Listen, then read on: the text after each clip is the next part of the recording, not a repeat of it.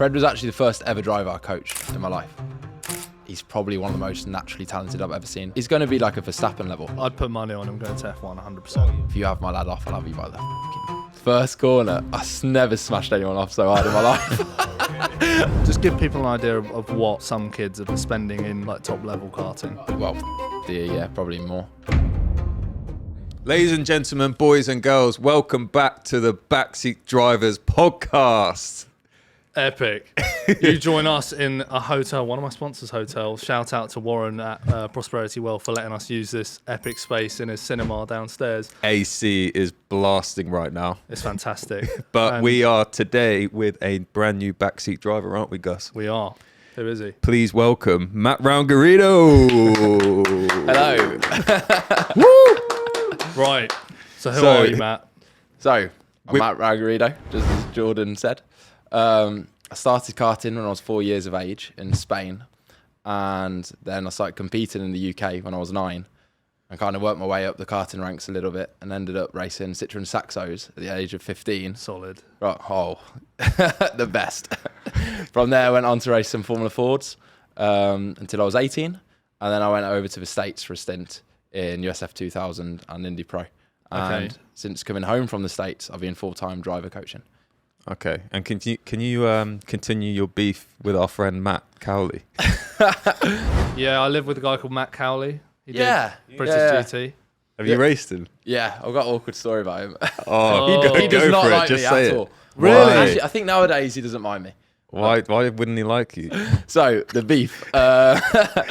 So, the way that mine and Matt Cowley's paths crossed was as I was doing that transition from Citroën Saxos into Formula Ford. So I was just turned 16, because obviously in this country, for Formula Ford racing, you've got to wait until you're 16. Yeah. And so did my first race, or maybe my second race, and it was at Alton Park. And now in that time, there was a national championship, which was the main one, quite difficult to win. And there was a northern championship, which the level inevitably was quite lower. So I kind of rock up, and I want to say I was a bit average in the quali, maybe P2 or P3. And Matt was pole. So anyway, the race kind of evolved, and long story short, somehow I got into the lead and coming into either the last lap or the penultimate lap into, is it Lodge Corner? The last corner, hairpin? yeah. Alton. And I think it was the penultimate lap. I've gone defensive to defend the inside, and he's kind of gone for like pretty audacious move around the outside and got on maybe to like my front left, but then he's just turned in. So he's bounced off my tyre and gone flying off. So I've just come home and had an easy win there. And I've gone like, oh, cheers. You didn't get a penalty? So, well, this is the thing. Okay. So they were like really upset. And for anyone... Matt's family. So from what I heard was in particular the father put in a protest. Ooh. And they knew that I had a few points on my licence from my Saxo days, which, well, wasn't very clean. So... We'll get into that. Yeah. So I got protested. We go to the office, and I'm thinking I was on the inside white line. I've just had someone drive into me, and he's bounced off. And like, what could I do? I can't disappear. And sure enough, the clerk of the course saw it in the same way. So he got the penalty in the end, and he got points on his license, which was good for me because I didn't really have many points left to play with. So then after that, I think it was a little bit of, For those who don't know, points are on a race license are like points you get on your driving license. Yeah. They're not good points. They're not championship points. They're negative points. They're negative. You get 12 basically. So and I think in racing is that you get a year until they come off. Yeah, I think it's half now. I think it's half a year. Right. But yeah. Well, going into that race, I was on 10 points. So I had basically any incident that's deemed as my fault, like you get a ban. So I was playing with fire a little bit. Yeah. But like I say, the clerk of the course saw it's his fault, and he got points on his license. And no marshal had ever even called it in. So if they hadn't said anything, he wouldn't have ever had points. Fast forward a couple of years, and so I was in my last year of Formula Ford now, and he'd come to do the festival, which is probably the biggest Formula Ford race. There's two really big ones. Super competitive, that, isn't it? Yeah. Just Very explain what that is for people. So there's two end-of-year events in Formula Ford, in the Formula Ford community. And first one is the Formula Ford Festival. Now that's at Brands Hatch in Kent. And the second one is at Silverstone. And both of those get, on average, I want to say the year I did it, the festival was probably 85 entries. And a lot of like quick boys come out and do it. And the Water Haze is a bit bigger entry, but I'd say less competitive because it's more historic cars enter. Now, so the festival, we were teammates. And in testing, he did like a half-hearted move on me. So I kind of didn't think anything of it. I stayed ahead. Testing? Yeah. Like a half-hearted move. Formula Fords is nuts. Oh, yeah, it's like a bit. It's different. And now I'm kind of thinking like, and he was quicker than me in that session. We were playing around with setup and stuff, so that's fair enough. I'm like, well, I'm not going to roll over because, yeah, and the lack of ability. So I was like, I'm not going to roll over. Like, F that. I'm like going to keep pushing. And then the next lap, he gets a great run out of Paddock Hill Bend, and again goes to my inside for Druid. I'm like, no way. So I just right hand down him. What, a crash? Like, no, he goes on the grass and backed out of it. Right. But I got like a big scolding for that from the team owner. Like, okay, that'd be good with your teammates. Your team owner or his? Our team owner. Sorry, we were teammates. same team. Yeah, did I not say that? So he No. came in to do the one-off event, asked my teammate, and it was already a bit weird.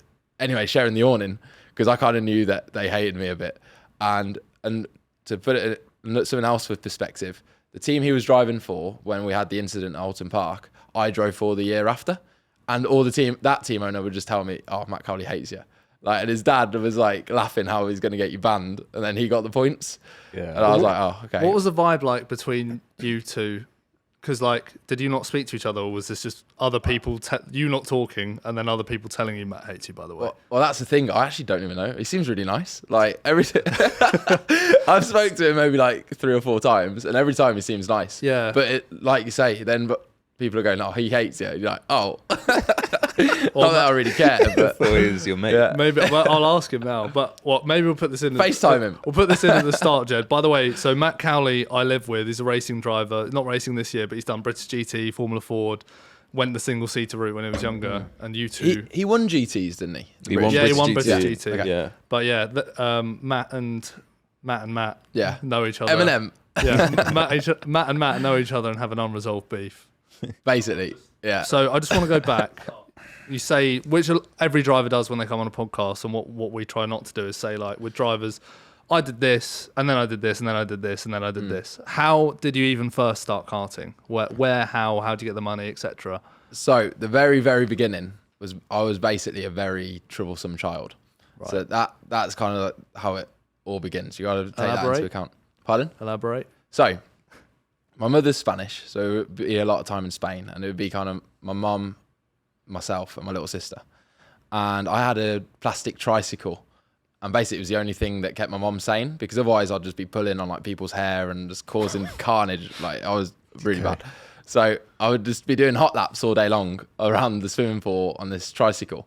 But then one day what happened was the plastic wheels, I'd ridden it so much that it actually like punctured. So it wouldn't circulate anymore. So then my mum was like, "Oh my God, what am I going to do with this absolute nutcase of a child?" And right next door to where we would stay, there was a little electric go-karting track. Right. So she was like, "Okay, I'll put him on that, and that'll shut him up for a bit." And I was just hooked. Right. So then what happened was they couldn't pull me off the karting track, because I'd just be like, karting. That's all I wanted to do. And just up the road from there was a real karting track where they would obviously have like a rental karting business, but also they'd have storage, and a lot of people would have owner karts. And the family that owned it, the father was Spanish national champion in the 70s. And back then it was all, there was no real karting track. So they would shut down towns and they would race in the streets. Like, the pictures are crazy. That's really cool. Are insane. And these are the frames where they wouldn't have bumpers on or anything. So it's just direct drive bolted on, like the weird airbox. You know how they don't really have an airbox. Yeah. And like, you'd be choking it on the side. And literally just driving around, and they had like hay bales like on the curbs, and that was it. And then there's like, and the Spanish national champion at the time would actually go and meet the king in Madrid. And so he met the king. There's like a picture in the karting track, like him shaking the king's hand, presenting him with the trophy. Imagine getting that now. I was going to say, you don't get that in the UK. No, never. I don't think it's like that anymore in Spain. I think that was kind of that era. Right. And now it's very different. Okay. But and are these like rental karts that you literally just arrive and drive, or at this point is this you own? You know, more professional, you own a cart, or you're with a team? What was it? So it's kind of in between the two. Okay. So they've had their own rental carts. So then that like first Club 100. year, like at any indoor track. Okay. But in Spain, it's a bit different. They're kind of a bit different. So I was like, here you might get a track that'll buy a fleet of biz carts or Sodi carts, and they've kind of got the bumpers all around. There's a little bit like less like of a care. So they might have old Birrells from like the 90s. And they've just like turned it into like rental carts, you know, but it's basically just a Birrell from the 90s with like a really slow 4-stroke motor on it. So I'd use that for probably a year. And I want to say the second year, my dad bought me a Maranello frame with like an 80cc. So like even faster than the cadets from our country. And I was probably like 5, just razzing around on that. And I remember we had senior tyres on it. So, you know, like the senior karts have bigger tyres than the cadets. So it's like a really weird, like mix and match kart where it was massively gripped up and I would just basically flat the whole lap, but loving life. Fabulous. So your mum was happy that you had something to focus on, like instead of annoying her, basically. Yeah. And then it worked well because my dad always liked racing, but he'd never really been doing it himself. Okay. So then he ended up buying himself a kart, and then we were like dad and lad in all day. Nice. And what got really good when I was about 10, so at this point I was already racing in the UK as well. But then I ended up getting my first like job. But for the listeners out there, I'm doing inverted commas in my fingers. And what it was, I got paid €5 a day, so about £4.20 or something like that. Starbucks. Like, not even that nowadays. No. Like a frappuccino is like £6. Mate, it's ridiculous. And all I was doing was translating for the tourists. Okay. So the tourists would rock up, and obviously you get like the English, the Dutch, like the German, and then I'm kind of saying in English, and I'm going like, but the deal was I got to drive for free by doing it. That's not bad. So it was an awesome deal for me. So I rock up at like 9 in, get picked up or whatever, and I'll be there till like 9 p.m, and I'm just done like probably 200 laps in a day. Sorry, what's this for? Is this for their rental karting business? Okay, right. Yeah. So you would drive, get out, translate for people. Yeah, so I'd get called in because it was at the top of like this hill, so you could see when people are driving into the property. So like the sun would just be like, give me that, like come in. So I'd park up. It was kind of like a sales job for me to try and convince them to let me drive with them, because I'd be like, by the way, I'm racing in the UK. I'm doing like really well over there. Yeah. And if you want, I can drive for free. And they'd be like, yeah, go on then. And then they'd get smoked by a 10-year-old. It was funny seeing how different people react to that, because some obviously were like, oh, you're really good for your age. And others would actually be really upset by it. So I'm upsetting like people that are my age, like 25 and stuff, as a 10-year-old. That's what I never know what to do. Like recently, I went to Abu Dhabi with a sponsor of mine. Last year, I was kind of had a year out. I started in America, and then that went really well. I've explained that story before. It ended up falling apart sponsorship-wise with the team, etc. But then towards the end of the year, a sponsor that's now with me this year had asked me to come along because he got a bit screwed over by sponsoring me, and then I only did 2 weekends, and the sponsorship money had already gone to the team, etc. So that sort of money was gone. So I worked for him. He's got like an F1 packages company. So they do like your flights, hotels, everything. Shout out Formula Escapes if you want some affordable. Formula Escapes. Okay. If you want your tickets, flights, and hotels sorted, that's the place to go. Okay. Anyway, at the end of the year, Abu Dhabi, they brought me along to just entertain the guests and talk to them about racing and the track, etc. And we went to that Abu Dhabi kart track. How was that? But it was with the guests. But there's a side of me that's like, oh, do I go a bit slow and race the guests? And then there's a side of me that's like, we're going to get a printout of the timings afterwards. Yeah, if I'm not P1, I'm going to look like a right dickhead. I feel like with them, you need to like entertain them for a bit. Because I was in Lanzarote the other week and kind of doing a similar sort of thing, not the same level as the Abu Dhabi. But, and then you kind of like messing around with them.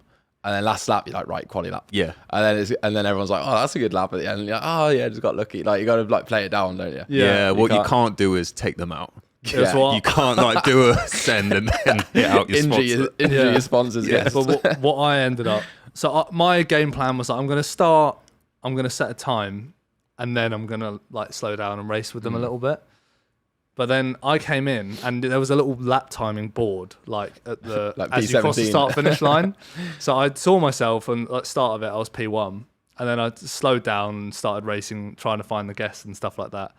And then I just saw, and I knew I'd like, before we got out, I knew what numbers the other guys were, and I was like, this guy might be quick, and this guy might be quick. And there was this kid that did a bit of karting, and he's like 30 kilograms or more lighter than me, and he went P1 by like a tenth, and mate. I was like, oh no, what do I do? Because so I've found some clear space, proper F1 style, tried to go for it. Mate, he's actually rolled over. He's like, I was pushing it so hard, and then I came in and I come in a tenth off this kid.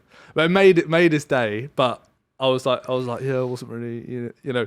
My sponsor came up to me, and was like, oh, you know, did he let him win? I was like, yeah. No, mate, I was pushing, flat out. I reckon you had to duck your head to gain half a second. I think you would gain half a second. I did have a slight weight disadvantage. But weight's huge, and especially the rental carts, because the less power it gets, and the bigger percentage, the weight makes a difference. Yeah. So if you're all three of us are pretty tall. Yeah, we just use that excuse. Yeah, it's such a good cop out as well. Yeah. In karting, it also hurts you aerodynamically. Yeah, because that's why you see people crouching on the straights. Yeah. Do you miss karting? In terms of competing? We talk about karting sometimes because we didn't really do it properly, did we? No. Like we didn't do it the level that a lot of drivers do, but we got some heat when we've talked about how you don't need to do super high level karting to make a career in racing. And we got some heat for that because it's like, oh, it teaches you more now. And we agree with that. But the money spent in it is extraordinary. But like, what was your experience like at the kart track? Because it's such a different vibe to at the car circuits. I feel like I've got a very good perspective because I started off so young in it. So I saw it from that angle. And then I was competing at a decent level, never internationally, but I did race at national level and I got a good experience with that. And then when I went away to race cars, I actually came back and worked in karting. Both like in the workshop as a mechanic, at the track as a mechanic, and also as a driver coach. I've done quite a bit over quite a number of years, and it's definitely unique. See, like if I don't know how many events you guys have even gone to watch or whatever, but it's one. Okay. In karting, yeah. I just remember what it was like when I was racing, and my experience was it's very similar in terms of the atmosphere, even at rental karting level to really competitive to when you're owning your own karts and stuff, especially like the dads and how hard they are on their sons. And literally they had to introduce parental licenses when I was racing. Yeah. Because what would happen is dads would kick off because they're pumping so much money into it. They're like literally skipping dinners to give them a set of tires, you know, that kind of thing. Yeah. And they're massively slamming their kid if they don't perform. And then if you take their kid out, the dad, it's a genuine risk in karting that the dad will come, regardless of whether you're 10 or 9 years old, they will literally come ready to beat you up. Do you know what I mean? No, I've lived that. Like, a couple of things there. Like I've had the drivers where, and when I was kind of coaching it, especially when I was full time and I was like 17, 18. Yeah. And the dads are just like, not all of them, and it's actually a minority. And the minority give the rest, like, cause they say karting dad, don't they? And I think that's quite unfair because the majority of the karting dads are actually really good. Yeah. But you do get a couple where you're just like, you can't be navigating your life that way. No. How have you gotten into a position where you're making so much money with your business that then you can be put in like 100, 150 grand a year to your child's karting and you're still like this kind of like toxic of a person? Yeah. So. It reminded me of football, like football clubs, like grassroots sort of, you know, parents on the sideline get involved, like, you know, shouting at their kid, like, right, get the ball, shoot, like, the good thing about nuts. The karting is the kid can't hear the parent at the time. True that. But I've got until one. They get out. but that's the thing. So I'm going to tell a story now. What's probably the one that stands out the most to me. I think I was about 18 at the time, maybe 19, coaching at Wilton Mill. You've been to Wilton Mill, haven't you? Yeah. Okay. You know, there's kind of like that gantry, like right next to the Parc Fermé on top. Yeah, with the top terrace sort of thing. Yeah. That on top of there, that balcony. Yeah. And there's kind of like green mesh as like the fencing to stop you from falling off. So we had one young lad who I think he was actually autistic, if I'm honest. And what it meant is that some autistic children are like really, really fast and others are really not fast. I think you get a bit, I see a massive mix in racing of that. You get some that are clearly like on the spectrum a bit. Yeah. And then you get some like me that are polar opposite. But anyway, carry on. Well, unfortunately for him, he was the not very fast category. Okay, right. So, and he was new to it, to be fair. He was like, it's still on his novice plates and cadets, which means the first 6 or 8 races, something like that. Like you're new. And he was trying to win like the novice trophy because the top novice got a trophy, and there was only one of a novice in the race. All race long with penultimate position, like P second to last. Yeah. And then coming into the boot, which for the listeners is the penultimate like kind of section, like the last section of the track. He gets overtaken and goes P last, and you just hear his dad. He's like, I don't. How bad am I allowed to Say what you want. He's like, you just hear him like smash the mesh. So you hear like a like so loud. Everyone's like looked over. And you hear, you useless. And I'm like, and I'm sat next to Timo, and we've realised it's our like customer. Oh, we're like, no. oh my god. He's like wearing the team kit and everything. He's like, what the. So Like, sorry, screw- this guy's son, he's been taken out or made a No, mistake? just overtaken. Just overtaken. He's got like to our go brakes last. into Right. the boot. Like it was a good move. And he's a novice. Yeah, he's a Oh, novice. no. which, if you don't know, novice means beginner, basically. Yeah. First You're 6 learning races. massively. Yeah. But the dad, because he'd made a lot of money, and Yeah. I think it was always his dream to race, and he had one daughter, one son. It was like the son has to be a driver, and so he was pumping silly money into it to the point where he was like sponsoring the other kids in the team, and paying. Why would you do that? I don't know. I Actually, don't know. Yeah. I don't know. But anyway, maybe I'm running my mouth a little bit now. But it was kind of, we got back. The cart was abandoned by the time I got around to seeing his cart. It wasn't on the trolley or anything. It was just on the floor, no driver. Kind of looked round, and there was like a suit on the floor of the paddock. There was like one boot in the van, one boot on the floor. I think he'd like ripped off the suit, and then we just like heard him like wheel spinning out the paddock. Onto the road. Yeah. It was like, you could hear like, With the kid or had you yeah, left? with the kid in the car. So you said there, it was in that situation, it was one of your customers. Yeah. So what were you doing at that point? So I was driver coaching for a Okay. karting team. And at that point I was like really involved with that certain team. So in the week, like I was saying, I was helping prep all the karts in the workshop, prep the motors on the dyno. There's so much that goes on behind the scenes. And that's why you kind of get, especially when you get to the European world stage, you got these kids spending 350 grand a year. Well, the parents of the kids, obviously. But you racing at this point as well? In Yeah, karts? so I'd be racing like Formula Ford.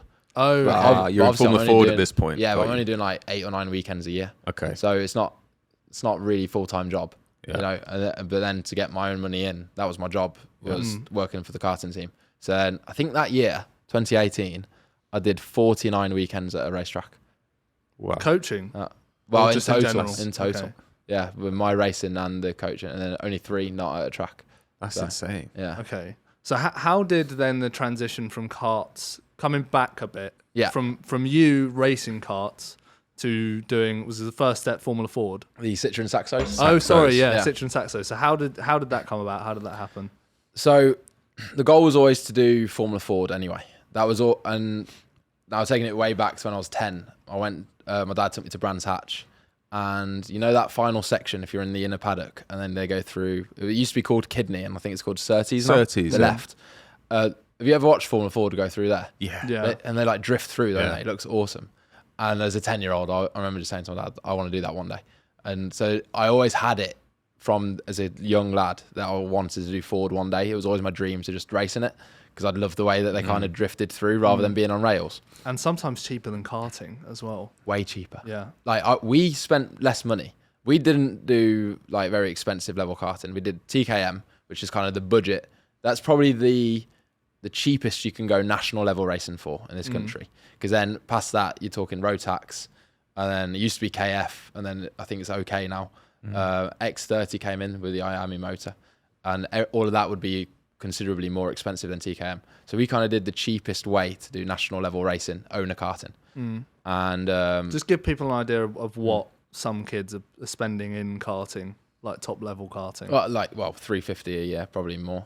It depends how you do it though, because some will get pulled out of school already as kind of a 10, 11-year-old, and then you hear stories of like they live in motorhomes and they kind of like at one track testing with their tutors, and then they jet off to like Spain from Germany, and then they're like in Italy, and so Nuts. see, a friend of mine is currently like full-time job is just to coach like this young lad, and so they're just traveling all around Europe basically, and like the dad's employed another guy as his minder because he's like 14, and then they're spending like they're probably doing over 500,000 I'd say for this year 2025. Okay. And then, which is just absolutely silly. Crazy. And I mean, you could do what I'm doing, Porsche Super Cup, and another championship just for that amount of money. Is that what you're doing now? I'm doing Porsche Super Cup, yes. It races on the F1 weekends. It's 8 weekends, and then most people do Carrera Cup Germany or Carrera Cup GB as well to get extra seat time. Is that like the same spec? Same homologation? Yeah, same car, exactly the same car, just different championships. But Different exhaust, isn't it? It sounds different. Yeah, in GB they're silenced. But in pretty much all of European races they're straight pipes. Same tyre? Huh? Same? Do they use the same tyre? Yeah. Okay. Yeah, Michelin tyre. The only place is different is America. They use Yokohamas. Okay. But anyway, so that's ridiculous for the amount of money people are spending on karting. But then how and why, I know you wanted to get to Formula Ford, and we've established that it's cheaper, and we'll discuss how much that you can do Formula Ford for in a second. But how and why Citroën Saxos? It was just a stepping stone because I got to a point where I'm quite a tall lad. I'm 6'2", and I grew really young. So I was 14. I was already my size. Likewise, yeah. Yeah. So I don't know if you had it in karting, but I was heavier than my go-kart the one year. It was like, I remember I would come into weigh and my kart was 69 kilo and me with kit, I was 71. So I was literally heavier than my own kart. I would have been heavier than my kart then. Yeah? Yeah. That's crazy, isn't That's it? Like, nuts, imagine, yeah. like, what is that about? Yeah, I don't know. So I needed something. And there were 3 choices at the time. I'm not sure how it is now, but it was either the Ginetta Junior, the Fiesta, or Ford Fiesta, or the Citroën Saxo. And basically, like, as soon as we started talking to the Ginetta people, you're realizing, okay, it's like 120 at least in that era. I'm not sure if Similar now. Okay, it's not really changed, has it? Yeah. Okay, so we were like, that's a bit dear, to be honest. And the Saxo stuff was obviously a lot cheaper. And a really good family friend of my dad's was coaching Saxo. So that's kind of why we picked Saxo over Fiesta. And I've got no experience with the Fiesta Championship, so I can't really tell you how well that championship's run or not. I did Fiestas. Did you? Yeah. Okay, what year did you do Fiesta? 2017. Okay, so I did Saxo's 2016. Okay. So just after, we were kind of the same era. Yeah. Yeah. Yeah. Well, it was all right. Yeah. I just always think of that crash at Silverstone. Have you seen? No. Maybe one of our clips. My last ever race in a Ford Fiesta. Jamie running in 10th place, Magnus in 11th, Thomas Hort. Oh my goodness me! That is a huge accident, that without question. Rented car from the team, not insured. Basically, me and my teammate were coming up the home straight. My engine was it isn't an excuse, but it was genuinely just awful. But it was fine. I drove pretty bad, to be honest. I was really learning. You're just matching the car. I've watched back my onboards now when I'm 14, like when you think like I can't go any faster than this, and I'm like, what am I doing? But every straight was losing. Like if I went to Silverstone National, which is where this crash happened, I was losing 1.5 on both, like combined on both straights. Okay. And my teammate was similar driver to me, but had like a really strong engine.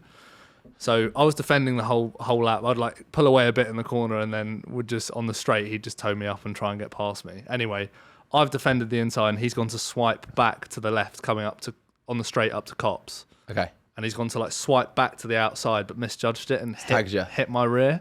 And I was probably moving across a bit in fairness.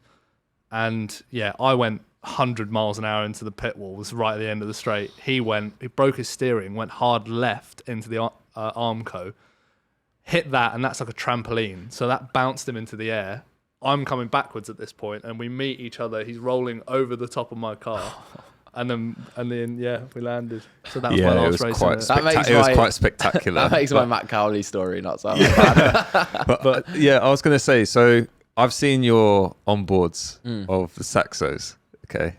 Which ones have you watched? I've watched a few. Okay. I've followed you for we've known but you've each other only for a seen while. the ones I've posted online. Yeah. I didn't know if I was showing you like some of the dodgy stuff. No, well, you should. I mean, maybe like you wipe people out or something. Yeah, basically. Yeah. Oh right, okay. But I've seen you. There's hard racing. Like and actually, I was in a similar position when I started racing, where you're looking at these championships and people, you get so swayed to doing something really sexy, like a championship that's got loads of coverage or whatever. But you don't need it at that point. You're just learning. You just want to do. You just want it when you're learning. You don't, and you just need to get racing. And actually, Saxos is a good series because driver Deegan Fairclough, he did that Did he? for 1 or 2 years. Okay. Yeah, and Is he doing F3 now? Or He's GB3, yeah, GB3, but yeah. he dominated F4 He's last rapid, year, yeah. rapid lad, and he's testing an F1 car this year. So it's like, you can start in that. But yeah, so how on earth did you rack up 10 license points in the Saxos? It was what happened basically was there was a certain driver. I'm not going to name names, but basically Matt Cowley. it's all his fault. Yeah. Let's do a movie about you two. There was someone who, like, and you shouldn't like throw this around lightly, to be honest, but kind of everyone in the paddock at the time was kind of in agreement that there was a certain driver cheating. Right. So then what happens is, as a kid, I'm like 15, 16. In karting, if I was ever down on equipment, I would just like step up the driving, and you could almost like outdrive like an Your average car. motor, Yeah. and I would like still be winning anyway. Especially once I got big, because my pace would be horrendous, and we'd be like winning races, even though I'm like 3-4 tenths off the pace, and we'd started like P28, like the random grids at Shenny. Yeah. But it was just all like pure aggression and just like full attack, everything. So then I was kind of going with the mindset of like, right, I need to do that again, and you just can't do that in cars. Like it's just not. It's not the same as a go-kart. No. That's where, like going back to that conversation of how useful karting is. It is very useful in a lot of ways. Like understanding the balance, understanding how to give feedback, understanding certain situations in racecraft. But the way of which to then execute that racecraft is actually very different in cars, and every category of car, as you guys know. Like you don't race a Formula 4 or like a Indy Pro the same way as you'd race the Super Cup. True. Yeah. You just can't, because like some of it's got aero wash and like other different types of tire. Like Mate, if you did, you'd have no wings left but by the end that's of the the race. thing. So you have to adapt your racing accordingly. And I was going into it with the mentality of, like I'll just drive it like a junior TKM, but it was like completely different.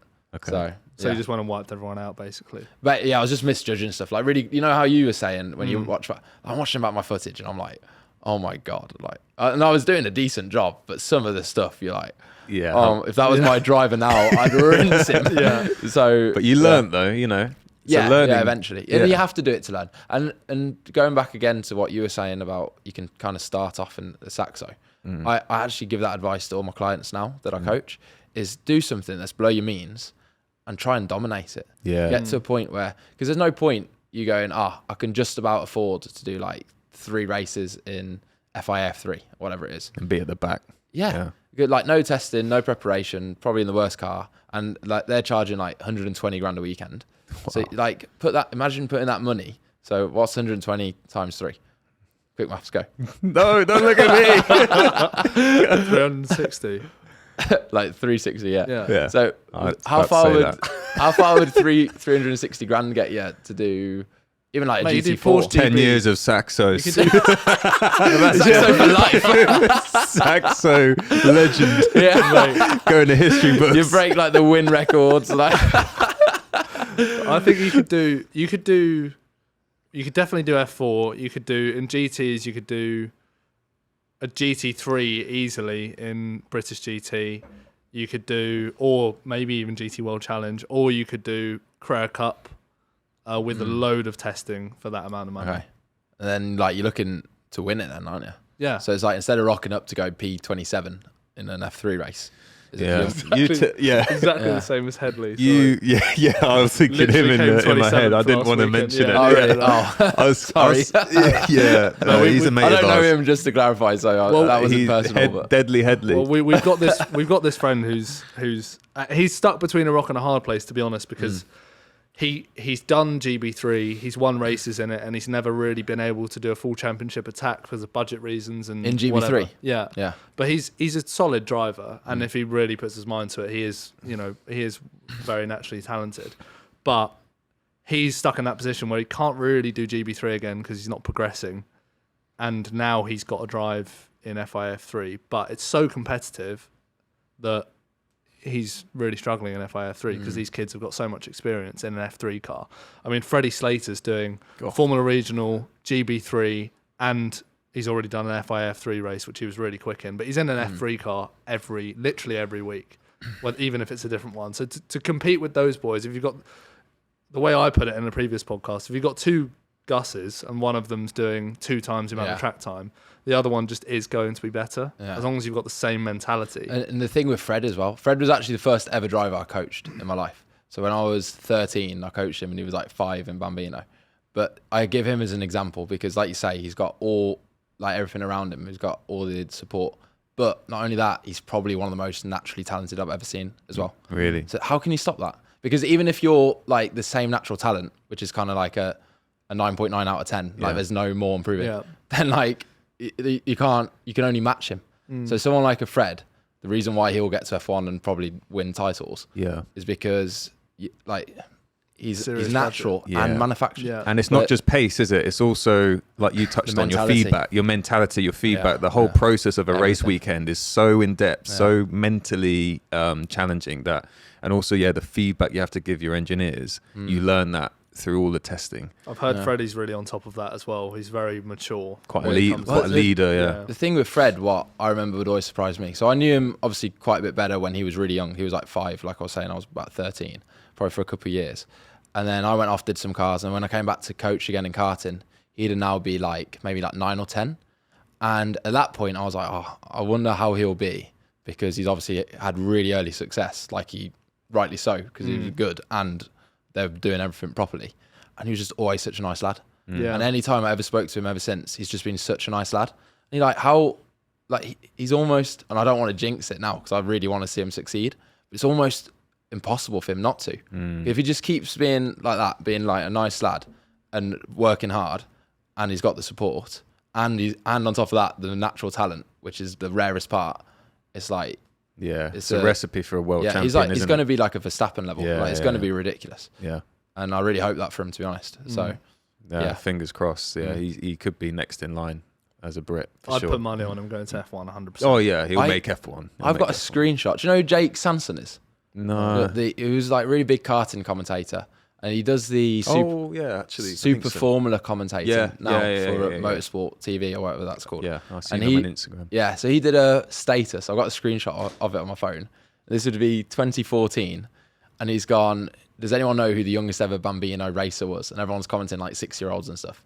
And I was 13 at the time commenting this. And I put Freddie Slater, who raced last week at Tattershaw, 5 years of age. He'll be in F1. I said those words in like March of 2020. Have you got a screenshot of that? Yeah, 2014. Really? Should I show it? Yeah. I'll have it here somewhere.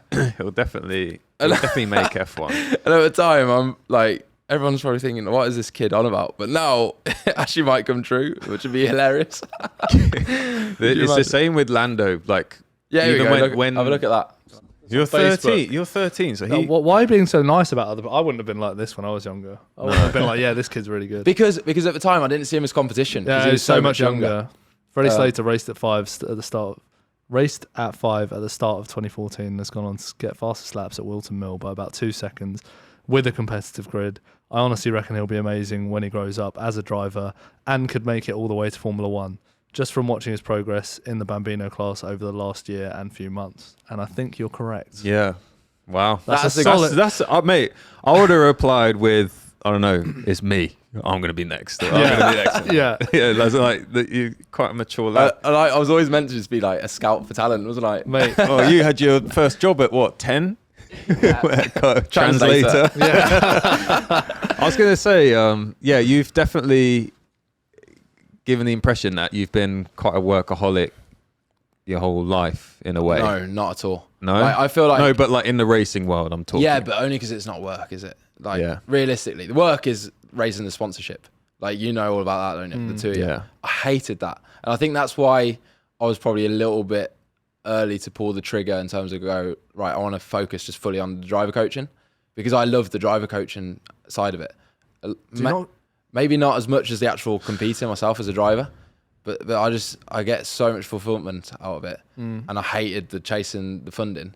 Yeah, I'm like a little bit kind of stubborn in that way, where if I enjoy something, I'll be really good at it. Yeah, because I get obsessed. If I don't enjoy something, I'm not good. I understand the rewarding aspect of driver coaching when your drivers actually do what you've told them to do and then go out and win. It's such a good feeling. But when I wasn't racing last year for the first time in pretty much since I was like 9, started doing go-karting, and ever since then I'd had a race season every year. That was my first time out of the car. And whenever I was coaching someone, especially coaching a Porsche driver, I just found it depressing that I couldn't be in the car. Or I'd be coaching someone and they'd be doing all right. They'd be like P4 or P5 or something in quali, and I'd be like, well, you've driven like this. I know that if I would have done that, and I would have gone out there and got pole. Do you know what I mean? Yeah, there's like a few. There's a few tenths left. You feel a bit sorry for yourself. That's what I struggled with, having not been racing and coaching. It's just like, it's not like I'm sitting there going, well, I could do a better job. It's just you're coaching and you're just like, I just want to be in the car. I don't blame you at all, and I had quite a lot of that, to be honest. Especially because you got to think. So like yourself, I started really young, and I was doing full seasons. So I started racing when I was 9. Did a full season every year up until I was about 19. And then already, like my first year in the States wasn't a full season. So even though I was there for 4 years, I didn't really do like full seasons. Didn't do like, every now and then I'd get like a good deal where I'd do good testing and stuff. But it was never like, I always say you got to prepare to like win the championship. And to do that, you have to tick every box. So you have to have the prep with the equipment. The equipment has to be on the money. You have to have the engineers who know what they're doing. You have to have the testing. So then you rock up to the weekend and it's just an execution. You just like, you can't be learning in the quali. No. And I was rocking up to every meeting, like just not having a clue what to do. And I'm like, well, it's race 1 now. So like, that's not ideal. And then, and the other side of that is I had coaches kind of growing up as a kid in karting, and maybe at the start of Formula Ford. But then by the time I was in America, I didn't really have anyone there. And now I'm kind of like, well, I want to be the person what I wish I had. You feel what I mean? Yeah. So when you're having those doubts, I want to be that person. And also I think that I definitely had it like what you said, but I had it for so long that then you kind of go, well, actually, if I'm coaching and I get to drive like 20 laps or whatever in the morning, that's awesome. And it's like, well, I'm like, I don't want to not drive. So I'm not going to say no to the coaching. And then you start going like, okay, I'm decent at this. I can get really good. And then you kind of like I kind of fell in love with then the actual craft of coaching someone. Yeah, I was going to say, I'm going to touch on that because you're a 2-time national champion for your own driving. Yes. Was that in Formula Ford? So I won the Northern Irish Championship okay. Formula Ford. But you've put on your Insta, you're a 2-time national champion as a coach. Yeah. Is that a driver or 2 drivers that you've coached to become champions? Yeah. So you've clearly worked hard on your coaching. Yeah, but then, like I say, it's the whole package. So, like, I'm fortunate enough that I got asked by, like, in my opinion, obviously biased, but the best team. And like, they've got the best cars, do the best job with the engineering. And then, so that attracts good drivers anyway. So then you got these drivers of pedigree where they're kind of like from racing families, understand it already. And then I'm just like adding the last little bits, you know. So, yeah, obviously I'm like part of it. But realistically, I'm just like one bit of the chain, you know. I'll just help, but it's still like they have to produce the car and still have to have the drivers. Everyone has to come together. Got you. So a question I wanted to ask was whether someone has good money or not. What is the quality you see in a driver that will most likely make it or not? Well, when you say make it, do you mean like Formula 1 level? Yeah, no, not to make as a career, as a profession. Honestly, I think it correlates a lot with intelligence. I find, yeah, which is ironic because I'm not very clever, so maybe that's why I was so slow.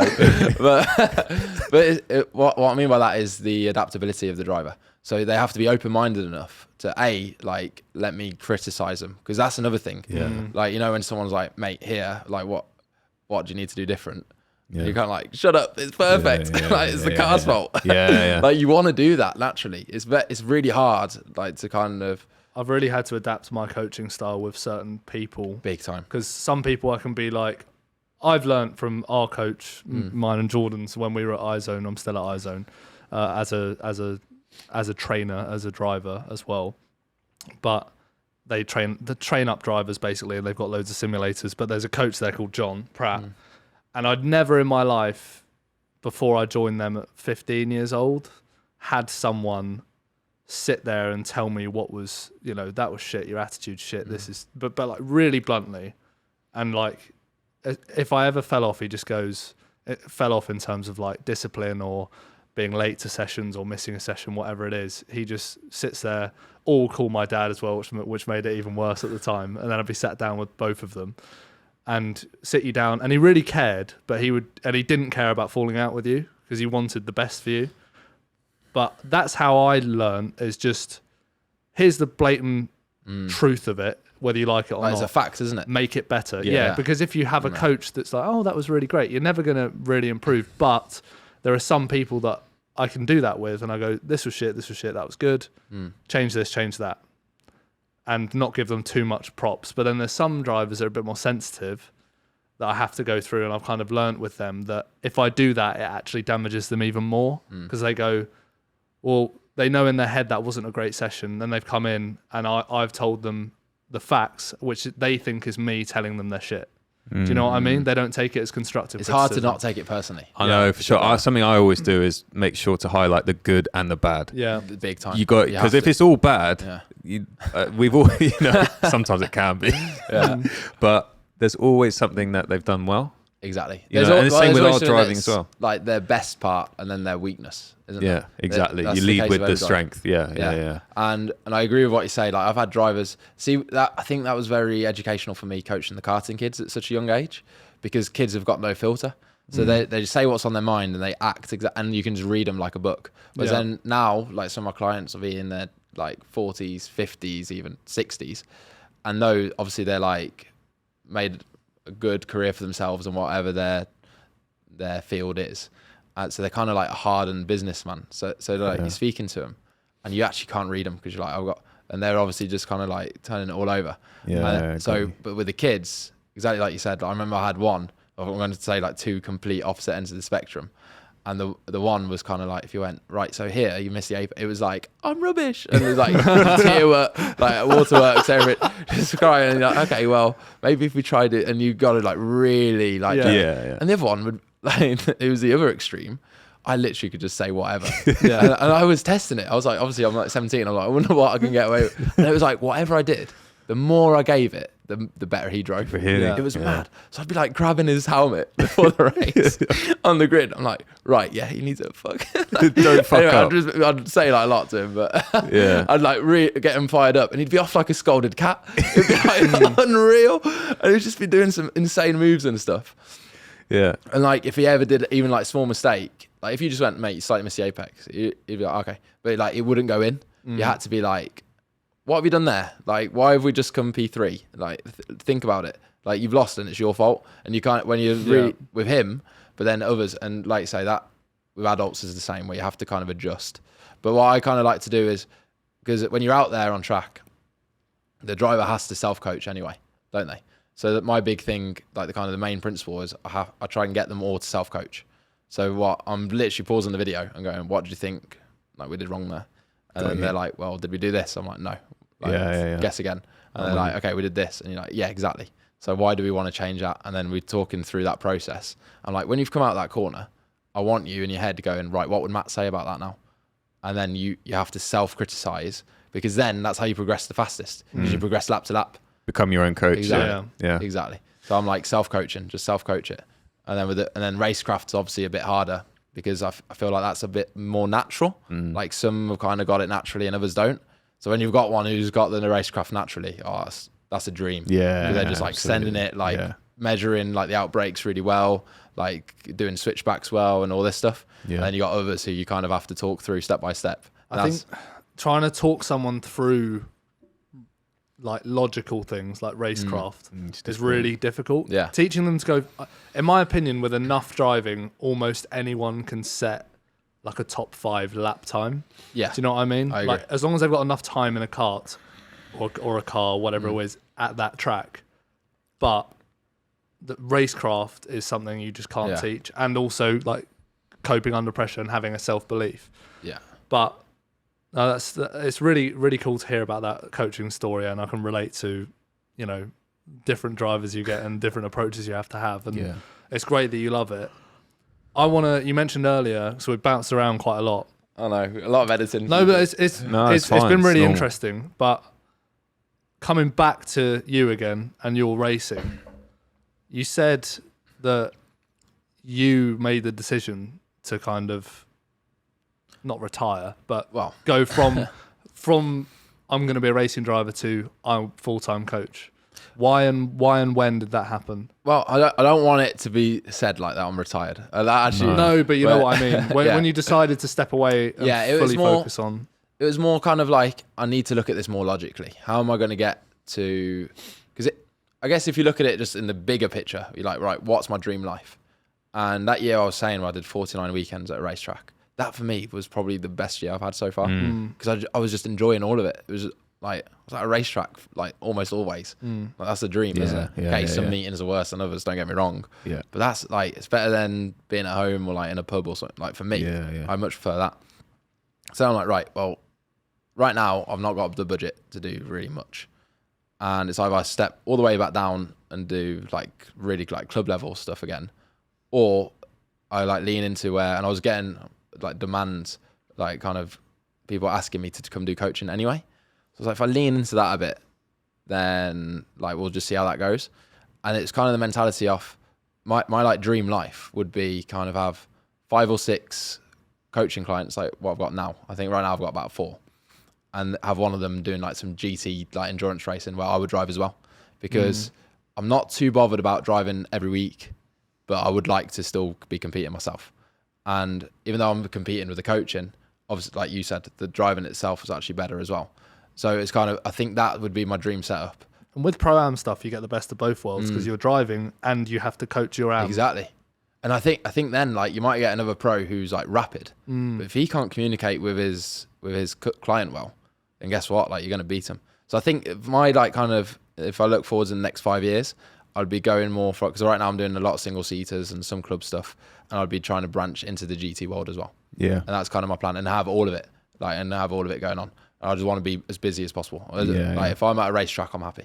So I kind of want that. Absolutely, because I've had the similar thing where people have called me retired, but at the same time, in the last 2 years, I've driven more than any other time in my life. So it's like, I don't think you ever retire as a driver. Like you're always going to be a racing driver. I truly feel, because like, opportunities do pop up as long as you stay when you stay in the world of racing and you stay fit to a certain degree. Yes, that's important. I think you can't let yourself go. Like when I've had 2 years of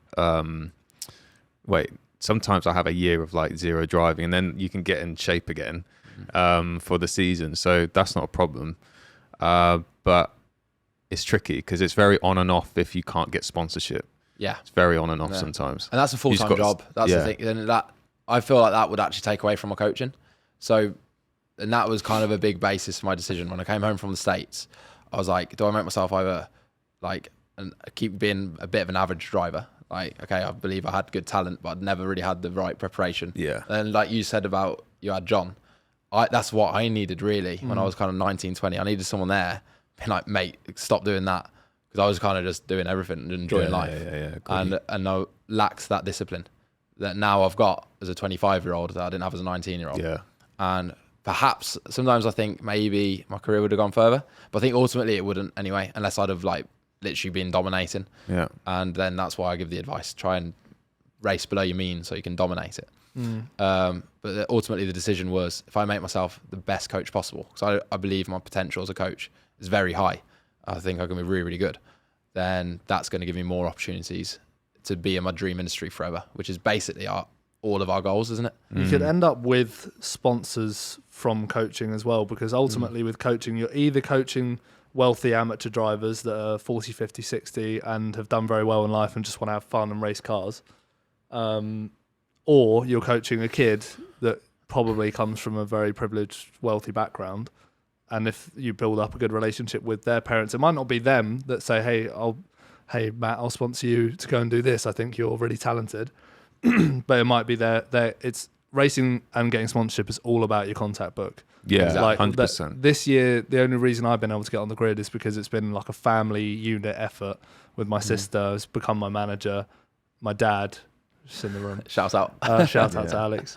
But that is... And mainly for them is like pretty much a full-time job. We host events here in this hotel. We've got a networking club to be like a micro sponsor, hosting people at the Silverstone Grand Prix this weekend. It encompasses your whole life if you are actually dedicated to trying to become a racing driver. If you have the self-belief, and if you're lucky enough, like I do, to have good contacts, to have a sister with great contacts and a dad with great contacts, and just a good sort of business mind. But life is all contacts. no matter what you do. Yeah. Yeah. Like the coaching's the same. Like if people didn't like me, they wouldn't pay me to rock up to the race weekend and tell them where they're driving poorly and where they're driving well. You know. Yeah. Like you. So it's all the same. You know. And I think like what you say, it has to be your whole life, because otherwise you're not going to succeed. Because everyone wants to be a racing driver. Yeah. Like how many like lads have you met?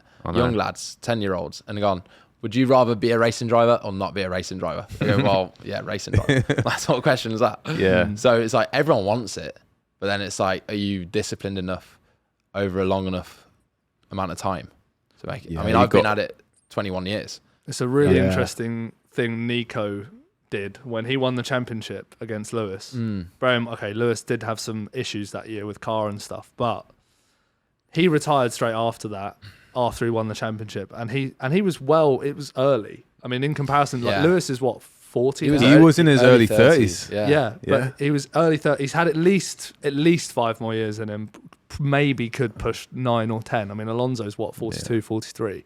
But he just said he can't and doesn't want to do what he did that year in terms of the sacrifice and the discipline to beat Lewis again. He just said he couldn't. Well, even if he was in another team, another championship contending team, he just said, I can't do that again. I've done it, I've won it, and I'm out. Fair enough. Can I just ask then, Gus, bringing this back to you, can you give me kind of, because for the listeners out there, I know Jordan's asked me to come on this podcast today, and me and Gus have just met today. So Gus, can you give me like kind of your backstory, how you first got involved in karting, and then how you kind of worked your way up to Porsches now?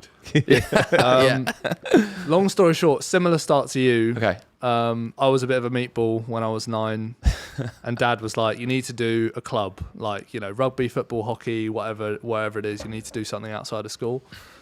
So I just loved, through no external pressure or whatever, Dad kind of liked cars but never really cared about racing. Liked football. I liked football when I was younger, but had an obsession with Top Gear, started getting into F1, and just loved like toy cars, whatever it was. So I just said, like, I want to go go-karting. So we just went to the local track. Brentwood had a little rental kart academy they did every Sunday. Is it like actual club races in Brentwood with the owner carts? They call it, at the time, it was just like Brentwood Academy or whatever. So you had to get down to a certain time on like random arrive and drive days. It's like a 35.5 or something around the track. And then... Not very precise. No, 35.5 too, yeah. Just about got it. And yeah, once I got down to that time, I was in the academy. I did all right. I was in like the junior karts for a bit, but I was so heavy for them. Like the kids I was racing against must have been like 30 kg lighter than me. And I was probably about 60 and they were probably about 30.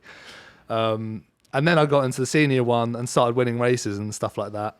Again, this is just like club karting, but even then, I once like took this kid out, kind of accidentally. Like I was just a sit, like, you know what it's like when you're inexperienced. Yeah, that clumsy age. I won't say his name, but the kid was lovely. The kid was lovely, and the dad had always been quite nice to me. Really? But then all of a sudden, I've got in the senior kart with him, and then started beating him. But then I hit it again. This is academy. It's the equivalent to Sunday league football, literally. And hit this kid. It was on the last lap. I went for a silly move. I just outbraked myself. And then I came in having like one. And it was a bit 50-50. Like some people were like, oh, great move or whatever. Because it was just a bit rough. Like I've kind of pushed past him. He didn't DNF or anything. He just... like side pod to side pod? Was it? He finished second. Yeah. It was a bit of a Max Verstappen move, basically. Yeah. And then I came in and his dad was waiting there. Had always been super nice to me. And was like, you think that's f***ing fair? And I was 9. It was 9 or 10. And I'm like, what? Oh, sorry. And he's like, you're blah, blah, blah, like, going at me. And then my dad ran over. But that's the situation where like people had to pull him away because he's about to have a random fight with probably my dad. My dad's not. My dad's the least karting dad you can imagine. But emotions run high. In any situation, imagine your kid. That's the thing. Who's 10 is being screamed at and sworn at by a 50-year-old bloke. Well, an actual over a club karting race. You're going to want to go over there and hit him, aren't you? But that didn't happen anyway. But that's an example of what Brentwood was like. Your dad was like, "What's going on here?" Yeah, my dad was like, "Excuse me, can you stop? Can you not talk to my son like that, please?" I mean, I literally had that as a kid as well, by the way, where like I had a dad come up to me, and it was before the start of a race at Risington, and I was starting. It was a random grids, so I was starting 2 behind his lad. He's gone, if you have my lad off, I'll have you by the f***ing box. He said that to me. I'm a little. Well, I was 14, so I was a bit taller than him. It's a bit zesty, that. Yeah, like, yeah, a bit. Anyway, so then my dad's come over and he's like, "You right, mate? Like, how you feeling for the race?" I was like, "Well, actually, I'm not all right because," and then I told him what he'd said. So my dad's like my size, but filled out. You know what I mean? So he's kind of like tapped on his shoulder and your man's giving it one of them. And he's gone like that. And then we went to the corner of the dummy grid and I could see him talking. I was thinking like, oh, I wonder what's going on here. So, and the dad's come over and he's like, "Listen, I'm really sorry. You're a minor, like you're 14 years of age. I should not be speaking to you like that. Like, please have a great race. Like, I think you're doing really well." All the rest of it. Really? Okay, thank you very much. Got in. First corner, I never smashed anyone off so hard in my life. Oh, really? I was like, I have to do it now.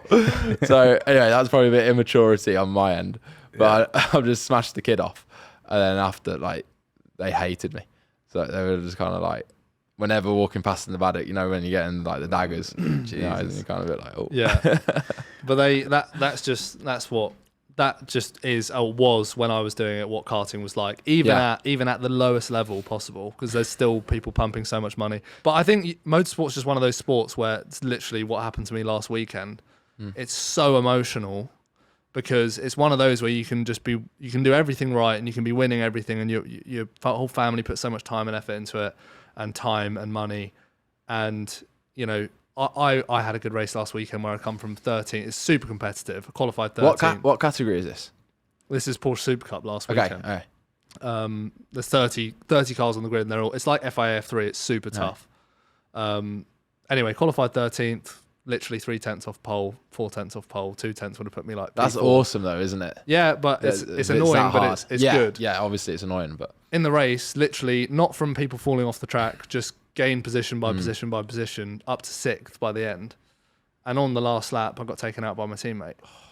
And I have never been so angry in my life. I've led races before and made my own screw ups and whatever, but I don't know what it was. That felt like a little win for me after. Which corner was it that you took you out? Turn 3. Okay. Austria. So the like uphill where hairpin. Antonelli wiped out Max.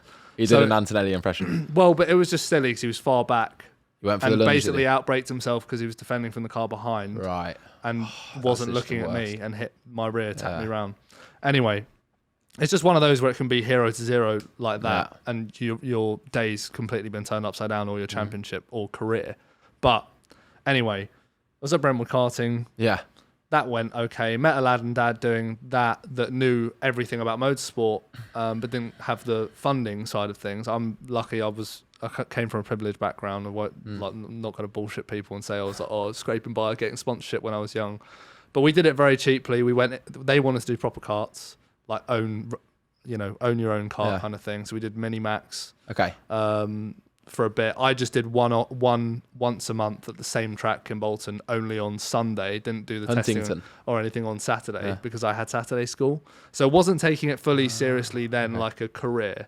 Yeah. So that's what I did at the time. It was lad and dad, his dad, and us two lads, because my dad knows nothing about mechanics. And then that was okay again. Never had like the driver coaching side of things. Didn't, just literally learning on the job, coming at the back mid pack every week. Then I hopped in a car when I was 12, Ford Fiesta, because we ended up running kind of with a small team on these once a month things. Yeah. At Kimbolton. And they were doing a day in a Ford Fiesta. It was like, give us 300 quid and your son can back round at 12. Was that like Blyton Park? Yeah, Blyton Park. So I did a few laps in that, and they were like, they spoke to my dad, did the typical, like, your son's really talented. He's already drive all the smoke. Yeah. So I ended up in a Fiesta when I was 14. I told you how that ended, but I was all right driver in it, and I was actually really glad looking back that I didn't have the best, like, shiniest car, because it made me drive much better and forced me to learn. Probably the same in the Karting Academy, by the way. You know, when you were really heavy as a junior? Yeah. Like, because then you're learning like how to get it on the limit, because otherwise you got no chance. Yeah. So then when you've gone into the senior, you've automatically just gone, right, this is how you drive it, and you've gone, oh, I'm now like P1 or P2 instead of P16, and it's probably because your threshold of how to drive it normally is actually more on the limit. But then I'm trying to cut a long story. I've made this really long. But no, carry on. I'm loving basically, did Fiestas for a bit, was okay in that. Ended up in what didn't last very long, Junior Clio Championship the next year. Yeah. And did well against the 6 other cars that were in it. What year did you do that? 16 or 17? It was 2018. That. 18. Okay. And then who was in it your year then? 5 cars. Literally, yeah. Sorry, I'm joking. No, there literally was. There was like literally 7 or 8 cars by the end of it, and it finished early. But anyway, I was winning races in that. It was like Lorcan Hannafin he did some Porsche racing. He's now doing, he did Le Mans and stuff like that. He's not Scottish, is he? No, Irish. Irish. Okay. No, I don't know. Almost. Right. But anyway. Yeah, almost. did well in that, but it wasn't against the stiffest competition in the world. And then went to Ginetta Juniors, which was a complete different car change and super hard cars to drive, super hard racing. Is it now 19? Yeah, 2019. And got some podiums and stuff, but there's lots of suspicious stuff that goes on. Were you like Louis Foster's year then? I'm trying to think. Luke Browning. Okay. Or the year after Luke Browning. I did a couple of races the year before. I raced Browning in Saxo. Okay. The same with Saxo. He's good. But I did that, and that went okay. Had some podiums, and then like I was all over the place. P15 one weekend, P2 the next, and then hopped in senior racing, Ginetta Super Cup, which is like 350 horsepower, little GT car. Is this a GT5? With aero? No, with aero. No. It was the G55. Okay.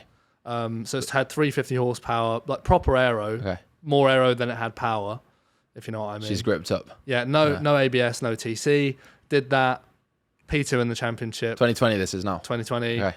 2021, British GT. And this was my pre-agreed last year of funding help from my dad, where he would kind of fund the whole thing. Okay. So at this point, you're still family supported. So I'm 18 going into British GT. And I'd said when I was 16 to dad, quite maturely, I think, I was like, if I don't prove myself in the next 2 years and at least I'm on the podium and winning, and either get on a junior program of some sort or get some sponsorship to fully fund or at least subsidize my driving, let's just sack it off, because I don't want to go until I'm 30 trying to make a career out of something, kind of like wasting your money for no reason. Funds. Yeah. So I had till I was 18, won British GT when I was 18. Is that GT4? GT4. Oh, brilliant. And then BMW had promised me that year a junior program if I did well, and I won the championship, and I out-qualified my teammates in every session. It's pretty well, isn't it? Yeah, and I was like, we can't get much better. I was sending reports after each weekend as well. They didn't ask for it. I just sent it to the customer guy at BMW and the guy in charge of the junior program. And then it got to the end of the year in like October and sent them an email like, what's happening? Like, excited to hear whether it's going to be a shootout or whether you just literally going to put people on the program. And they were like, yeah, we're not doing it anymore. Sorry. No way. So then I'm in that situation where usually if I had known that wasn't going to happen, I would have been working on sponsors mid-year for the next year. You were like too comfortable. Yeah. And then one of my small sponsors, I did have a bit of sponsorship at the time. One of my small sponsors invited me to a track day at Goodwood, and I rocked up and I was just there basically to entertain sponsors' guests. And one of them, a guy called Stuart, was complaining about how he couldn't get a corner right in his Bentley. And I was like, well, I'll sit in with you. I was 18. I was like, I'll sit in with you in the passenger seat and I'll teach you how to do it, which was probably a bit risky for me as well, because I had no idea what Stuart's driving was like. And it was just in a road car. Anyway, he was like, oh, that's brilliant, thank you. Did the laps, loved the feedback, and then was like, oh, do you want to drive it? And I was like, well, yeah. So I took him for a passenger lap in his Bentley at 18, just lobbing it around Goodwood, like 2-ton Bentley Continental. And he loved it, and then spoke to me afterwards and was like, what are you doing next year? And I explained what I've just said to you, and I was like, now it's nothing. And he was like, well, do you want to do Porsche? And I was like, what, like Carrera Cup, GB? He's like, yeah. I was like, well, yeah, but it's at least 240, 250 grand, and I can't afford that, and I don't have the sponsorship for it. even if I got the junior program, junior shootout, I was like, I still need like 160, 175. And it was like 175. I was like, yeah. So I'll do that. I was like, what? I was like, I'll sponsor you for 100, 175, give or take. And I was like, okay. So I went and did the shootout. I was quickest on the shootout and stuff like that, but I think what shot me in the foot is they knew I had the funding anyway. I don't want to get too political about it, but I know I was quickest on the shootout, and I thought it would just be quickest gets it. Yeah. There's also fitness and like in front of the camera test, but I didn't get the junior program that year. I wasn't the Porsche Junior, but I secured another £50,000 sponsorship from a contact of one of my friend's dads who worked high up at another company. Introduced me to the right people, and I got a 50,000 sponsorship for that year. So that was my Porsche Carrera Cup start. Got pole on the first weekend, had a really up and down year, but kind of proved myself. The story for the next year is weird. So I started GB, and then I was trying to do one Super Cup race, ideally Silverstone, just because it's cool and it's also good for sponsors and their exposure, and I could host them at the BRDC as well. And they really like doll up the paddock for it, don't they? Like it's proper. Yeah, it's awesome. On the F1 weekend, if you don't know what Super Cup is, a support race just before the F1 race. Super high competition. Anyway, wanted to do one race in that. Was speaking to a team about that called FAC Autotech, and he messaged me about end of March. I was at a test day that was snowing in the UK, and he was like, right, do you want to do the whole year? And I was like, well, yeah, but I know that Super Cup's about 450 to 500k to do it properly with testing, and you don't want to not do it properly. I was going to do a one-off race weekend with a couple of test days at that track with that team for 35,000, 40,000 euros-ish. And that's what I budgeted for with my sponsors already. We just needed to pick the weekend we were going to do it at. Anyway, I'm like, okay, yeah, but I literally don't have any money. I can't. It's not a case of me going, hi, Dad, can I do this? It's me exhausting my contact book. How long do I have? And it was like, oh, I need to know by next Tuesday. And I was like, well, okay, send me the deal. What's the deal? And it came in fairly low. I'm not sure I should really talk about what it is, but it was like initially it was 330 or something. Okay. And then including testing. I was like, no, can't. Yeah. And I was like, no, can't do that. Usually it's 300 just for the racing ish or more, and then about 150 for all the testing. And how many days are we talking for that though? About 12, 10. Okay. Oh, wow, that's a good amount of days. Yeah, with two sets of tyres, which are 4,000 to 5,000 per two sets. So £2,250 per set. And you have to do two sets a day just because there's no point in running on tyres that are 200k, 150k old. Anyway, he tells me, he's like, oh, you've got till next Tuesday. He sends me that deal. I'm like, can't do it. Sorry. Because I was like, what have I got to lose here? I've not even got the money anyway. Negotiated it down to 285. Bear in mind, I also had to miss a weekend. So negotiated it down to that. And I was like, maybe I can work with this. Literally, didn't sleep. This was on Thursday, by the way. End of Thursday. This is still in March? Yeah. Okay. So I've got the deadline day for the application to sign up was Tuesday.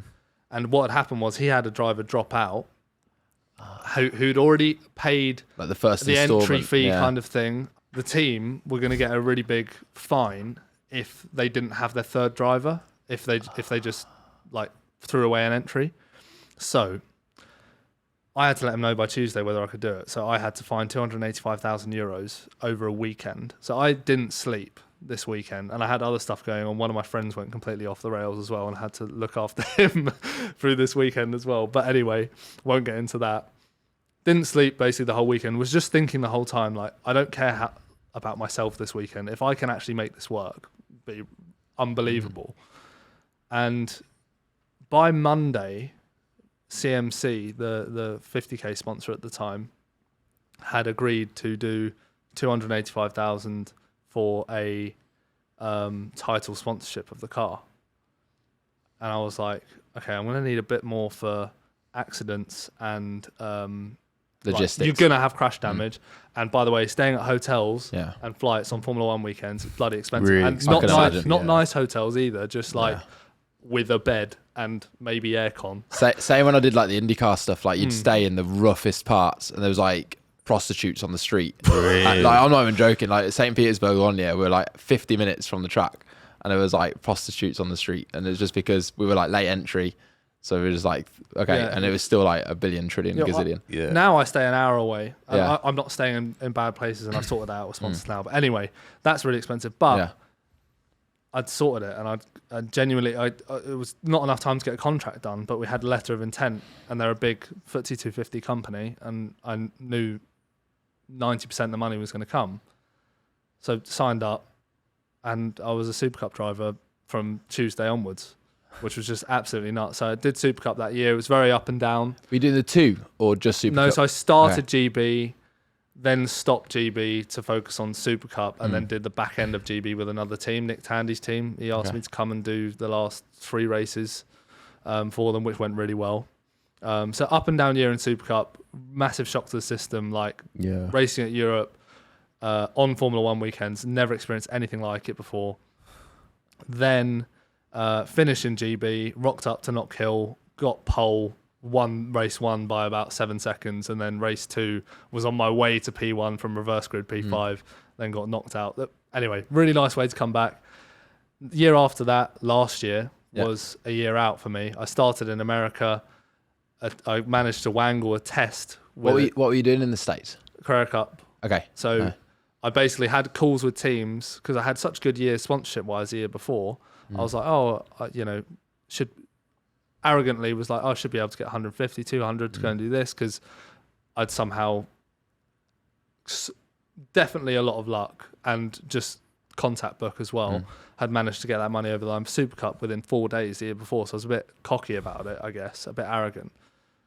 And then came to the end of the year and I had no money, like literally nothing at all for the next year. I was messaging this team boss from the States, and I knew that he was a wealthy guy and had a big team doing lots of things in the US. Anyway, met up with him because he texted me saying, I'm in the Cotswolds for a shoot. And I was like, well, I'll just come meet you for a beer. And he was like, well, no. I was like, no, I'll come meet you for a beer now. So I drove 3 hours to go and see him, sat there, and I was like, look, it's not what you think it's going to be. I don't have even 100 grand, which was really cheap for a drive out there, by the way. I don't have 50 grand, don't have 100 grand, don't have 200. I don't have anything, but I'm quick. Get me in a car. I'll fly out there. I can't pay for the test, but get me out there to at least get in a car for a few laps, and I'll prove myself. You don't have to listen to me bullshit. He invited me to a test, was P1 on the day. What track? Sebring. The long one or the 7 corner one? The proper one. Okay, the big IMSA one. Yeah. It was P1 on the day, went really well, and then he was like, okay, you're in for the season. Wow. No way. That was off the back of $1 million sponsorship deal they had from OnlyFans. Anyway, I do the first weekend. I'm leader of the championship after that first weekend. Second weekend comes along in Miami, was a bit worse, had a bad quali because of traffic and stuff.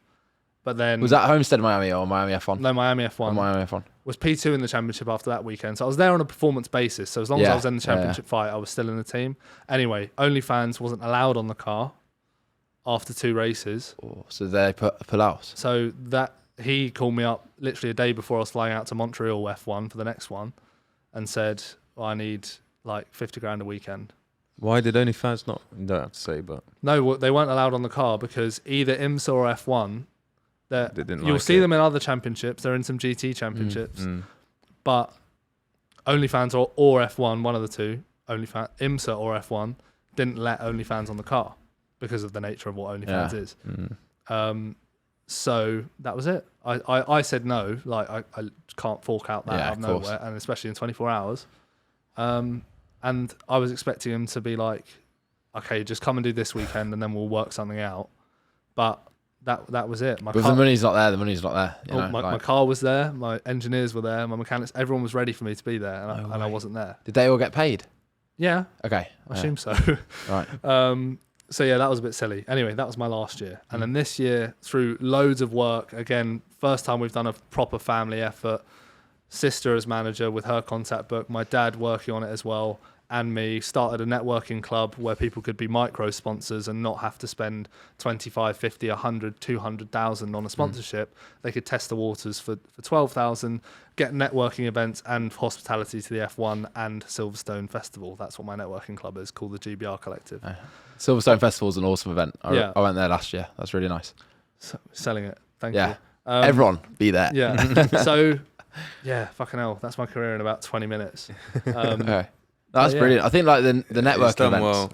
Gus has done well. I think also like at the start, there's a point where because drivers are fortunate enough to have money to get going. Yeah. A lot of drivers, but there's a point where you're faced with reality. Like you need to step in, and Gus, you did that at 18 with your family, and it's like you have to work so hard at it and use all your contact book.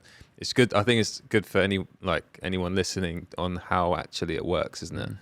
Like you were a lot more mature than me at that age, because already at like 19 I was going like, my talent will get me there. Yeah, like, I was I don't really need to do anything because I'm just going to get there by talent. Yeah, I was like, my plan was win everything, get to IndyCar. Yeah. But didn't work out. That's the luxury I think that people like. And again, he's such a nice kid, but I think that's the luxury people like Freddie Slater, Lando Norris had, is all they had to focus on is the actual performance. Yeah. And as long as they were doing well, the funding was It's there. such an advantage. Yeah. It's such an advantage. Because you end up with a manager, coach, Yeah. you know, your dad's sorting out stuff in the background, you don't have to worry about anything else but driving a car quickly. But I'm not gonna like name names or like point fingers, but they're drivers with the same opportunities, with the same funding, if not more, who don't perform. waste it. Yeah, Exactly. Because it's how they're raised, I think. Like I think that's a big part of it. Ollie Behrman's a great example. We had his coach / sort of mind manager, Enzo Mucci, on the podcast. I read one of his books. It seems knowledgeable, doesn't he? Yeah, he's he was such a great guest, such a great person. But yeah, he just says that Ollie's dad had done what kind of happens to pretty much almost every driver, tried to do karting, never really managed to get into cars because he's from a very working class family. And then his dad kind of took that hunger from that life that he wanted to have, created it. I think is it insurance or tech company? Insurance. Anyway, he's been super successful with this company called Aventum, which I think might be cybersecurity or something like that. Could be wrong. It's a big company. He's done well. Yeah. Insurance.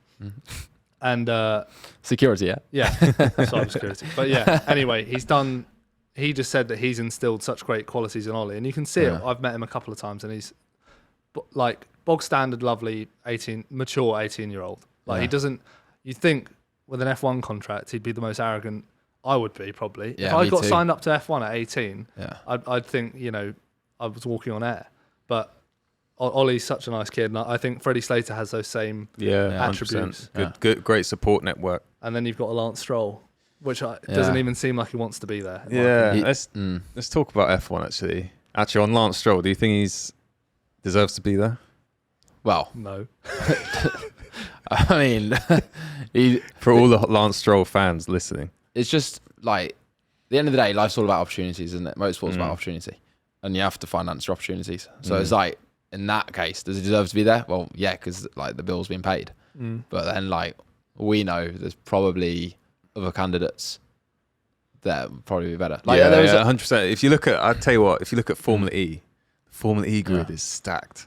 The amount of talent in that is just surreal, isn't it? I think, no disrespect to them, and they're all fantastic, but a lot of failed F1 drivers are there, and they're all the talented ones that didn't quite make it for one reason or the other. And they're still making their living flying across the world, racing cars. Exactly. Yeah. Yeah, for sure. Have you been watching F1 this year then?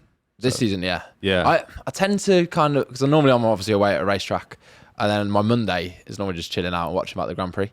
Yeah. But it's funny, like some of them I'll kind of fall asleep on, Yeah. and other ones I'd be more excited about. Like, I thought Austria was all right. I tell you, the Austria's battle good. between Lando and Norris was sick. Yeah. For Lando two Lando laps. and Norris. Lando and Norris. Norris. Lando and Piastri. Yeah. Lando and Piastri. That was really good. I felt like Piastri had a good couple of opportunities to lead that, to be honest. It almost hit him. It's like, I kept thinking, like, it's like neither of them want to win it. Like, Lando came off at the last corner by himself, the one lap. Like, he makes those mistakes. I know. I think that's the difference, in my opinion, between like a Norris and a Verstappen. Like, you can't deny Norris is unreal. Like, he's literally world class. skillful. There's no denial. No, Yeah. no, absolutely. But then when you think what why is Verstappen in the conversation with like your Ayrton Senna's and like Jim Clark's, people like this, and Norris isn't? It's the mentality. That's that last little bit. And I always say it as like you can have a manufactured driver. What I mean by that is pump in the money, get a load of the testing, and like I said before, you need an intelligent driver to do that. You can't do that with anyone.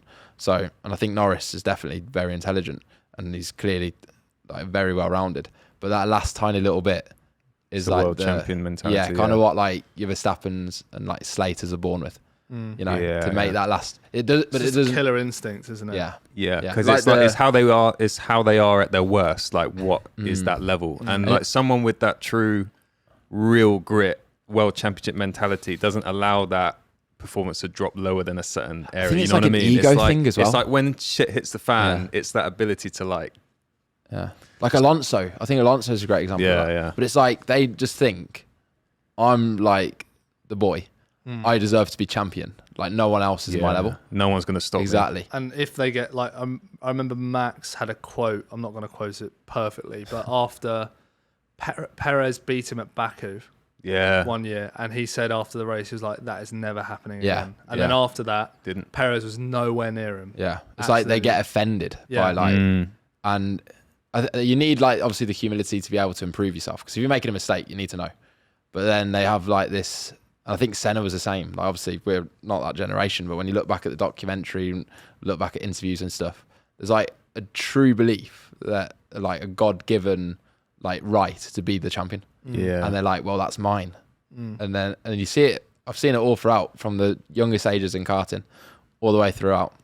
And like some of them have got that, and it's like they're very, very difficult to beat. I just can't wait to see it when it's crunch time between the two, where there's like that decision-making time of like Norris Verstappen. Yeah. Where like who do we back? Who does the team back more? I'm Norris, Piastri, you mean? Norris and Piastri. Okay. Yeah, like when is that moment? I think that's going to be fascinating, because I see it like when like Lewis and Nico were going up against each other, for example, you could see the pain in the driver that came second to the other. Yeah. I don't see that with these two as much, anywhere near as much. I see it more in Piastri. I don't know. I see Piastri as much more level. I see Norris come off after a bad weekend. But the thing is, when he has a bad week, exactly what you said is a champion is who can perform amazingly on their bad day. Yeah. Like they're P2 on their bad day, they're not P8. Norris is P8. Like Montreal was a perfect example. Ahead of Piastri the whole weekend, head fell off in Q3. He drove himself in the fence in the race. And then in the race he made hindsight's a wonderful thing, but it made ultimately a silly maneuver which he held his hands up about. But I just don't think Piastri would do that. Max wouldn't do that. Unless he was making a silly move on his championship contender. It's almost like Norris doesn't realise how good he is. When I watch it, I think that. Yeah. And I've been in that scenario. I think he's too honest in interviews. Like out loud. Yeah. I agree. But it was like Piastri. I think, talking about like the Rosberg-Hamilton scenario, they got to F1 only a year apart from each other. Yeah. And Hamilton was straight away in competitive kit and already like in the limelight and already winning. So Rosberg was kind of playing a bit catch up. Yeah. Now I think this era, like Piastri's more the Hamilton, and I think Lando's more of the Rosberg. Except for Lando's got like 4 years more F1 experience than Piastri. Like when Norris was already in F1 in 19, I think Piastri was probably doing like Formula Renault or something. Like that's a big jump from category. So then I think the last couple of years, Piastri's just been playing catch up. And now that he's kind of like caught him, they're like level.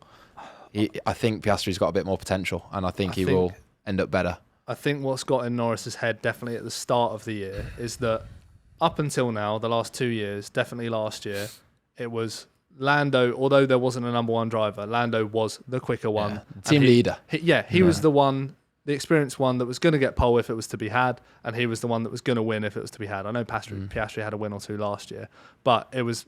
You'd put your money on Norris. This year it's come in, it's like Piastri's made a massive step forward. Big time. And I think to Lando, he's like, hang on, this isn't the right way round. But it was coming. Like there was signs of that coming already. He won a sprint race in like 23. Piastri. Was it Qatar? In his first year, yeah. So like already he like that for me was signs of like, he's he's like proper.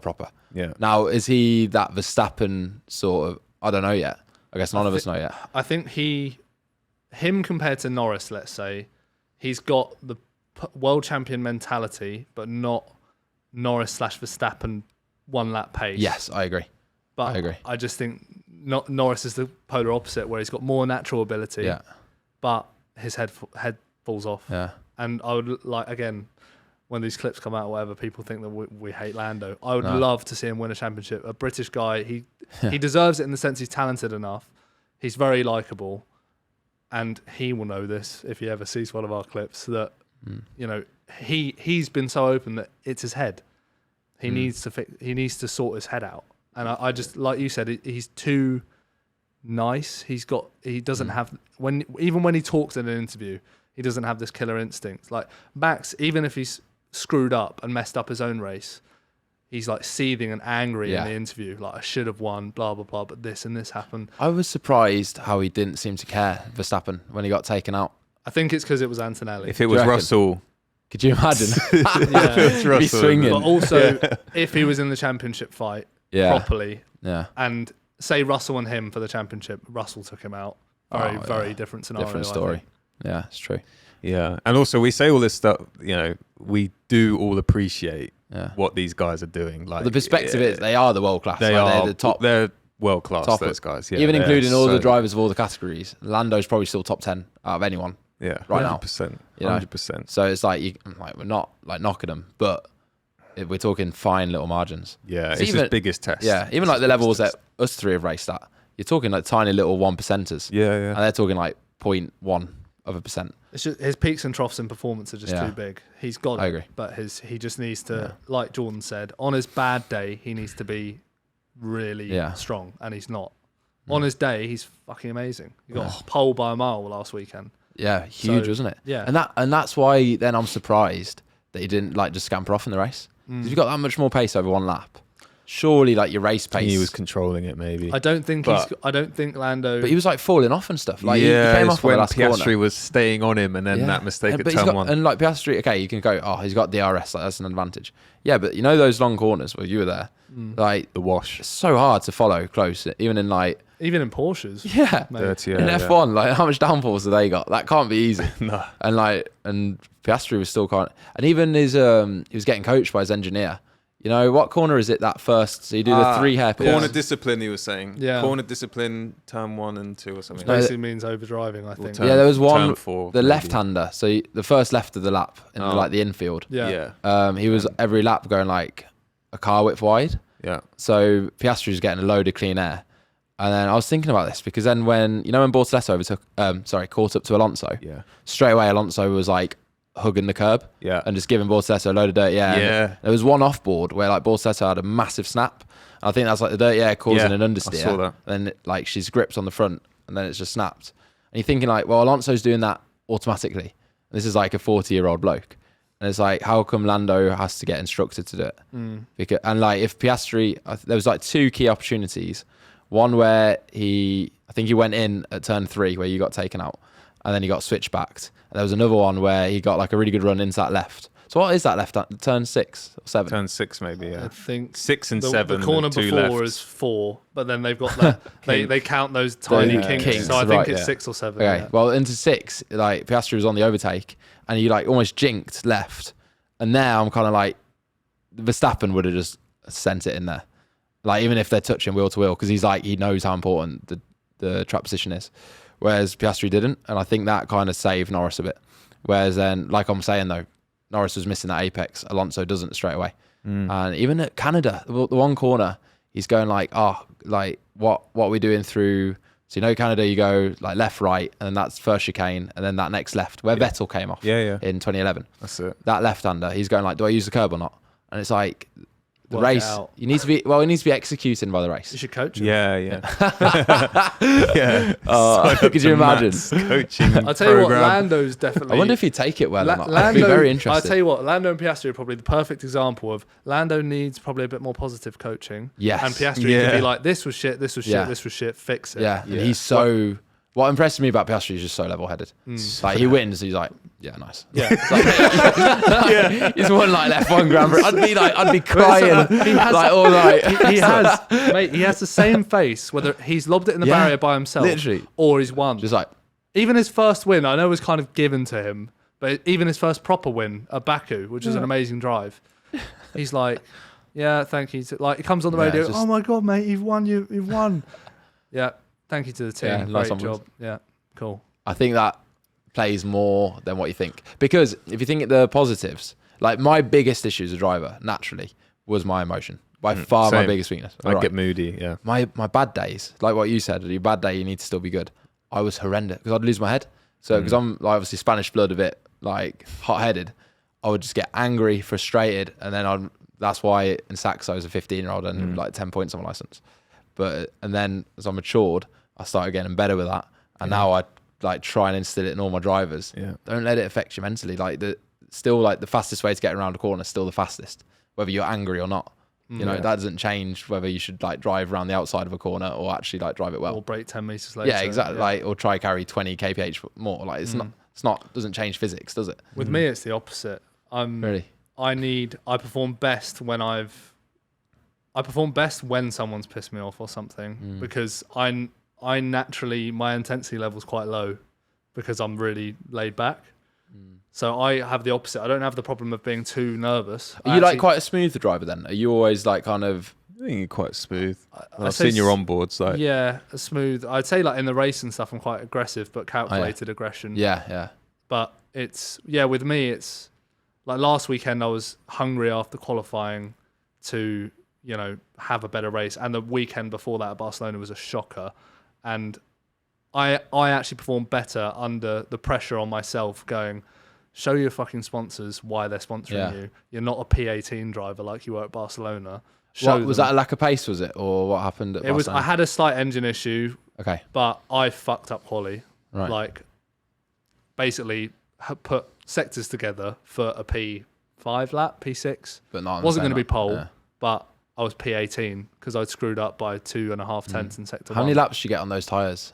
1 at Barcelona. Okay, and then the drop-off's like, 8-9 tenths or so? Even in Austria, like, it's so tight in Super Cup that if you don't do it on the peak lap and you do lap 2, when the tyres are just a little bit worse, you drive an amazing lap. 10 other people have done an amazing lap on their peak lap, and it's a 10th quicker. Because you got no chance. Yeah. And a lot of that's all mental though, isn't it? Because you gone, okay, you might have done a set in the testing, but realistically, you don't know the exact limit of like what. So you're going like, I know I should be able to brake like 10 meters later and like bleed out the pedal quicker. But you're like, it's actually my first go. So you're going in, you're like, oh, I don't know. And then you're like, oh, underdrove it. That's where all these guys so hard. Doing Germany and stuff with all this track time all the time. The thing in the Porsche's braking, I struggle on lap 1 after just warming up the tyres, braking as late as I can and as hard as I can into, say, turn 3. Does the peak, so see if like normally, I don't know what the Porsche numbers are. You're normally doing like 80 bar, 100 bar. What are you? What, hitting brake pressure wise? It depends what track. Like Monza turn 1 can be up to like 95, 100 bar. Okay. But mate, the brakes on the Porsche are really weird. Because... In what way? Because we've got... Our car's 1,300 kilos, give or take. 900 at the rear axle. 300-ish at the front. 400 at the front. So when you're braking in dead straight line, we have brake bias further rearward than we do forward. So our brake bias, the max we usually go forwards is about 45, 46. So you just get loads of understeer in that secondary phase? Is that what happens? Or well, what happens is if you turn in with any brake, so in a straight line, the weird thing is you hit the brakes and can hit them hard with a dead straight wheel and no bumps. You can hit it really hard and hold it. As soon as you turn the wheel, there is no weight on that front right or front left. So you just lock. Yeah. And if you lock on the hit, because there's no weight at the front of the car, you bleed off 20 bar, still locked. You bleed off, literally, you bleed off 40, 50 bar, still locked. You have to get fully out of it and then go again. At Monaco, if you lock, you're going. Oh, game over. Yeah. You're dead. But anyway, I think we need to wrap it up. Yeah, no, it's been really great, mate, to have you here. To get you as a backseat driver officially now. Well, that's just going to make me giggle that if you lock up at Monaco, you're dead. Yeah. You are. Well, you did. You're still here, so it's a miracle. Yeah. Doesn't really lap, you just die. That's your punishment. Yeah, you end up flying to a casino. Exactly. Yeah. Right. Well, thank you very much for having me, guys. I've really enjoyed it. No, appreciate it, mate. Brilliant.